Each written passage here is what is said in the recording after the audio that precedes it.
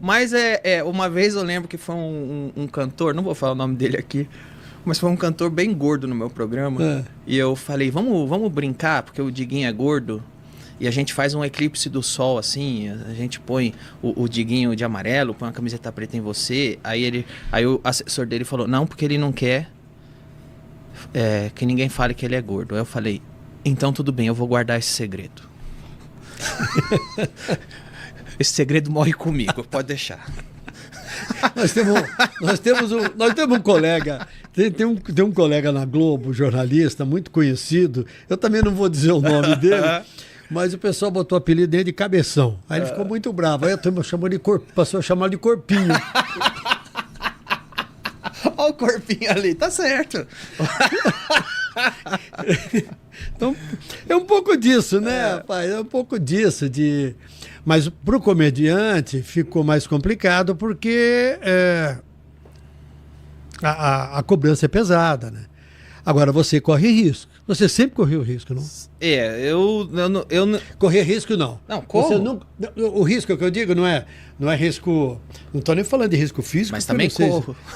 Eu não sei. Bom, como todo mundo na rua xinga todo mundo, eu imagino que você possa ser mais xingado por determinadas pessoas. Já fui agredido, já. Não só eu, teve colega. Mas para o humorista fica um pouco mais complicado. Aliás, nessa história do Porchat, logo depois que ele falou, que ele deu essa entrevista na Folha, teve um outro texto do Felipe Mota Veiga, em que ele falou o seguinte, olha, o humorista pode evitar os temas polêmicos ou ele pode correr o risco de despertar a ira. Se ele evitar os temas políticos, os temas polêmicos, ele poderá ser chamado de covarde. E se ele resolver correr o risco, talvez ele seja um anti-herói. É um pouco por aí, né? Aí o cara tem que fazer adotar a sua linha. O que eu recomendo pra todo mundo é ninguém é obrigado a fazer piada polêmica. Existem inúmeras piadas que são engraçadas, são bobas ou são inofensivas e não deixam de ser engraçada ou não tem mérito quem contou. Mas o que eu recomendo pra todo comediante é seja autêntico. Seja você. Se você é o cara que quer falar dessas coisas, seja você. Se você é o cara que não gosta de falar dessas coisas, mas você com certeza é engraçado falando de outras, do seu tio, do seu carro, fala. Eu faço de tudo, eu falo de tudo. Eu sou autêntico quando eu digo que eu falo do que eu quero. E eu falo do meu tio, eu falo dos meus defeitos, só que eu quero falar também de política, eu também quero falar disso, eu não falo só disso, mas esse sou eu. Então o que eu acho que o comediante tem que ter é seja autêntico. E você vai ter o seu público, só que não tente também agradar a panelinha A ou B, porque as pessoas percebem. A verdade é um elemento muito importante na comédia.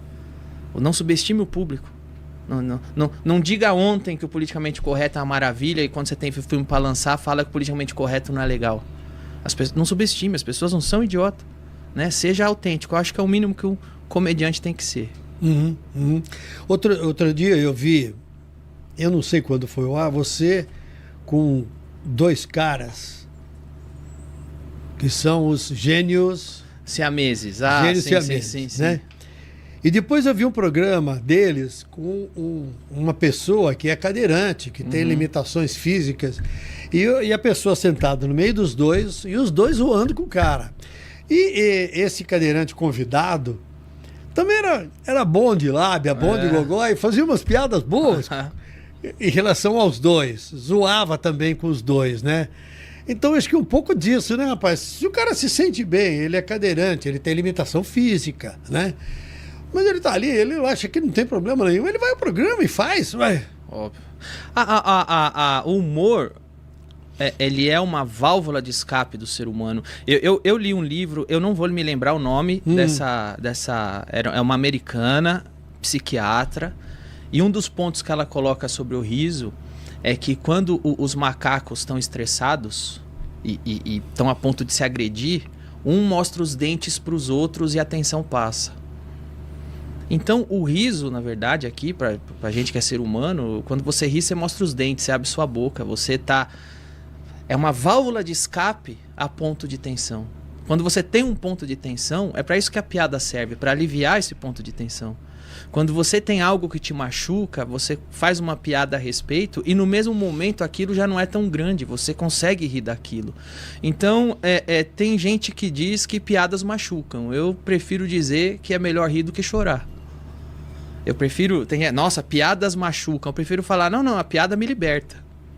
Eu tenho muitos problemas e quando eu faço piada com isso, esses problemas já não são tão grandes. Provavelmente esse cadeirante que você citou se diverte com piadas a respeito. E quando ele consegue rir da própria situação, já não é mais tão pesado. Você consegue encontrar humor. Então eu prefiro ser da linha de pensamento que a piada faz bem, não faz mal. Uhum. Sabe que eu conheci uma pessoa que é um cara que trabalha com a área de computação e tecnologia, que ele é cego.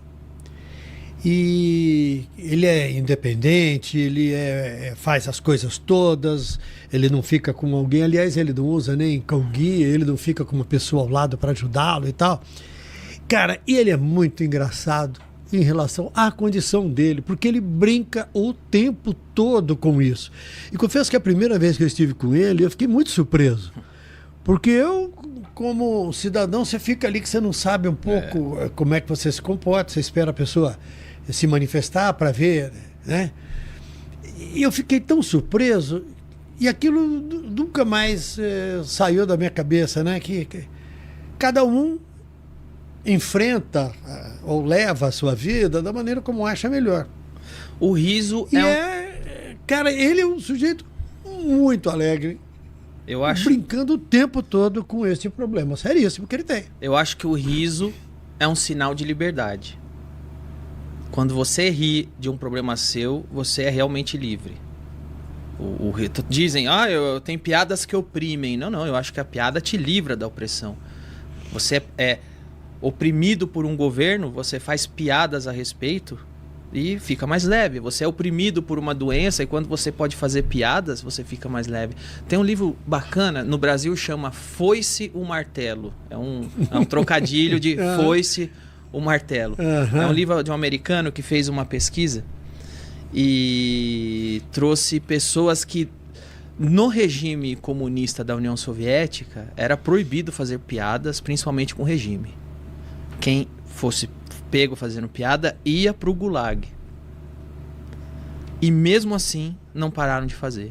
As pessoas iam pro gulag, as pessoas morriam, as pessoas eram presas, eram torturadas, mas não paravam de fazer. Regime, piadas contra o governo, contra o regime, contra o partido. Ou seja, é um instinto humano. Isso é humano. Você não consegue... olha, a partir de hoje não se faz piadas disso. É agora mesmo que vão fazer. Porque é humano. Quando você tem uma linha te oprimindo, porque você falar não se faz piadas desse tema, você está oprimindo o que pode ser dito ou não.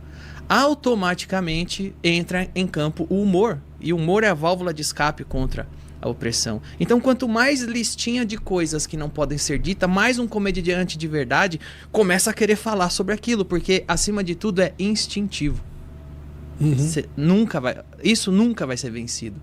Nenhuma agenda política, nenhuma punição, nenhum regime totalitário, nenhum carinha galã de TV dando opinião na TV vai fazer um comediante parar de fazer a piada que ele quer. Um comediante de verdade. Agora, nunca se riu tanto, né? Porque hoje... Antigamente você tinha... Lá atrás, você tinha alguns poucos programas de televisão que era um programa de humor. Tá. Depois você passa a ter um pouco mais de... aí eu não estou falando cronologicamente... Você vai para o teatro, você tem lá atrás Juca Chaves com seus shows no teatro e outros tantos humoristas, mas não era uma quantidade grande.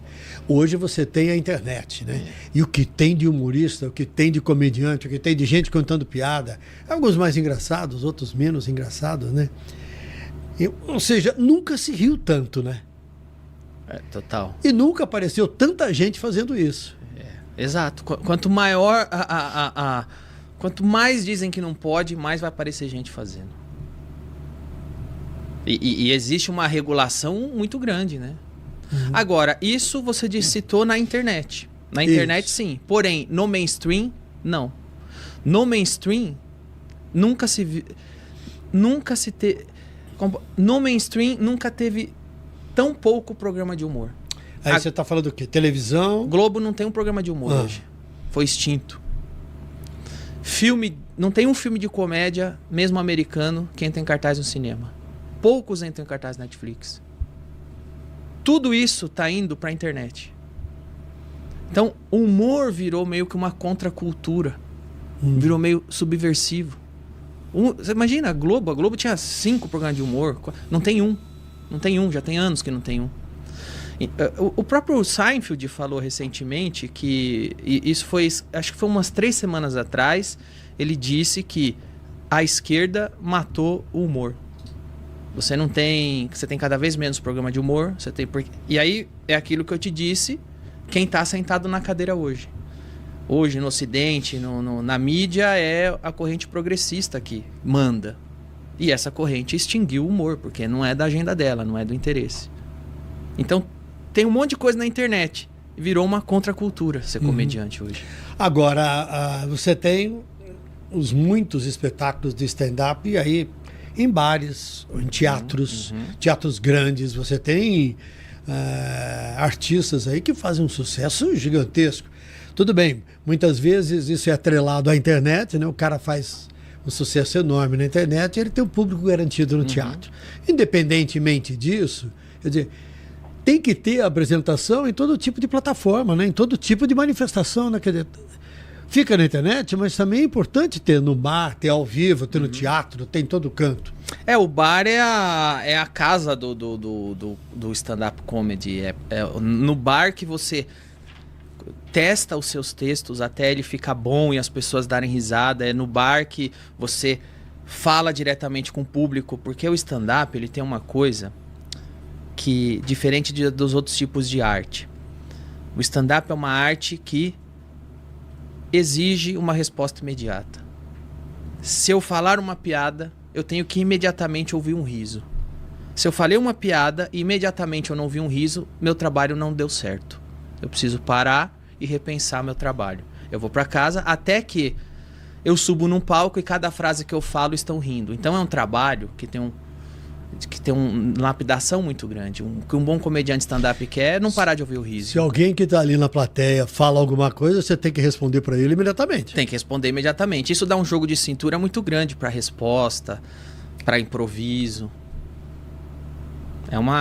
Eu gosto de dizer que quem faz stand-up, quem domina uma plateia bêbada em um bar, pode fazer qualquer coisa dentro da comédia. Escrever roteiro, ter um programa, qualquer coisa. Porque você dominou o DNA da comédia. Porque bêbado... Você tem que saber. Você tem o jogo de cintura para chegar onde você quiser com a comédia. Agora, também quando um comediante alcança um determinado nível e o público gosta dele, lota teatro, a hora que ele entra, o público já começa a rir antes dele abrir a boca, muitas vezes, não? Você não acha? Eu vou te falar a minha experiência, que eu acho que ficar mais conhecido e famoso é pior para o comediante. Porque um dos fatores que a comédia tem que ter para funcionar é a surpresa. Isso em tudo. A piada nada mais é que uma estrutura onde... cada piada é uma estrutura montada para surpreender quem está ouvindo. Toda piada é isso. Você conduz a plateia em uma direção e vem com um desfecho que ela não foi capaz de pensar antes de você, ela não foi capaz de imaginar, e ela ri por causa disso. Ela ri porque foi surpreendida, ela ri por causa do choque, ela ri por causa de alguns fatores como esse.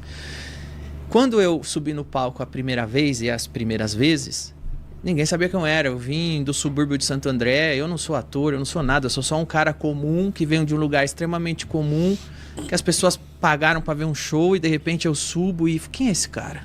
O que esse cara quer? O que ele vai falar? Ali eu já tinha o primeiro fator de surpreender as pessoas. Ninguém sabia, ninguém tinha uma opinião a meu respeito. Então era muito mais fácil eu fazer um texto, surpreender e fazer as pessoas rirem. Hoje, quando você é conhecido, você entra num teatro, as pessoas já falam: então ele é o cara da TV. Então ele é o comediante. Aí, quero ver se vai fazer eu rir. Vai lá, quero ver se ele é engraçado mesmo. Eu já sei quem é esse cara. É mais difícil. Você tem esse peso. A régua tá mais alta. A régua sobe. A régua sobe. Você já tem o peso. As pessoas já...